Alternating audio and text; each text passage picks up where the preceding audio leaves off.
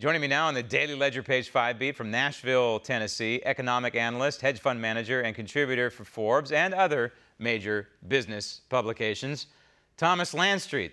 Tom, I'm out of breath just introducing you, but I'm going to dive into the Tesla. I think this is welcome news, and I think the White House would consider it that way. Right in the middle of these trade negotiations, I think this is a bright spot. You know, Elon Musk is not talking about building cars over there and then shipping them back to the United States because they're cheaper. So it's a bright spot amidst the trade talks. Also, this travel advisory that was issued last week, I think it shows that, hey, at least a few Americans are not afraid to travel to China amidst all these talks, which I think was probably part and parcel to this travel advisory. And also Apple. You know, Apple didn't have a great week last week, and part of it, ripples through China. So I think this is a positive. How do you look at it? Well, my son just left for China this morning on a 2-month trekking outing, so I'm frankly, very worried about it. As for Elon, forgive me, Graham, for being a little cynical. Yeah. This is his third groundbreaking announcement. He announced in July he signed an agreement to build 500,000 units in China. By the way, they sold 17,000 in China last year. And then on October, he tweeted that they bought land for this production facility in Shanghai. His stock went up 12% that day, 16% the next day. Tweeting is a way to keep his share price higher. So forgive my cynicism. It is good, I guess, for Chinese relations. It's exciting to think that he's investing there to sell there.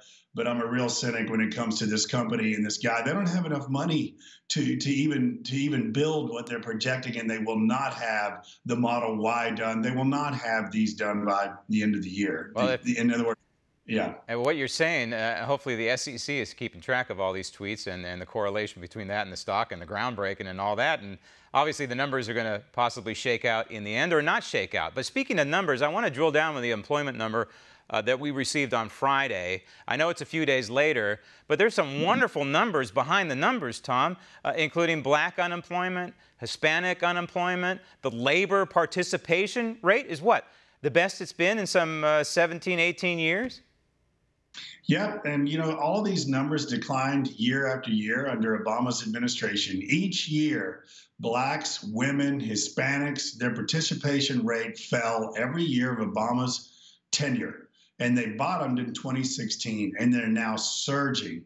So my guess is women and blacks and Hispanics will just support Trump's reelection campaign aggressively.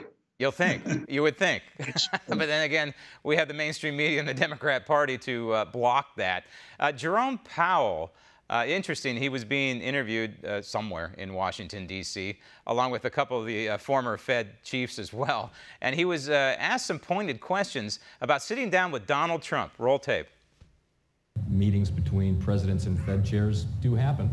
And they've happened, I think, I can't think of any Fed chairs who didn't eventually meet with the president, but again, nothing has been scheduled, and I don't really have anything to report on that. If the president asked you to resign, would you do it? No. Well, it's interesting. You look at the Federal Reserve Act. It seems as though it gives the president authority. You know, he can ask for the resignation of Fed chief, but I also believe he has the authority to fire the Fed chief if he wants to. Well, he absolutely does. But by the way, Jerome Powell answered correctly. It was in Atlanta, and he answered correctly because he's got to at least look like he's independent, Graham. It's obvious Trump is browbeating, but it's also obvious that Trump is right. They are risking, as we've talked about numerous times on your show, you and I have, a financial calamity if they keep their quantitative tightening program too aggressive. Out on the risk curve where there's a great deal of debt we've discussed about, there's a whole lot of risk. So I think that he's paused twice now, by the way, since his October hawkishness. Yep. He's now softened up twice, and you can see how the market's reacting.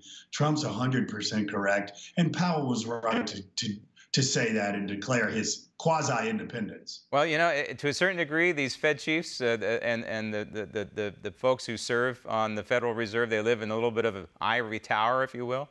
And I think it's nice that President Trump reminds them for who they work. It's not him, by the way. That would be for the American people. Want to see more videos like this? Click on the link below and subscribe to One America News on YouTube. And call your cable provider and kindly demand that One America News is added to your lineup. Call and subscribe today.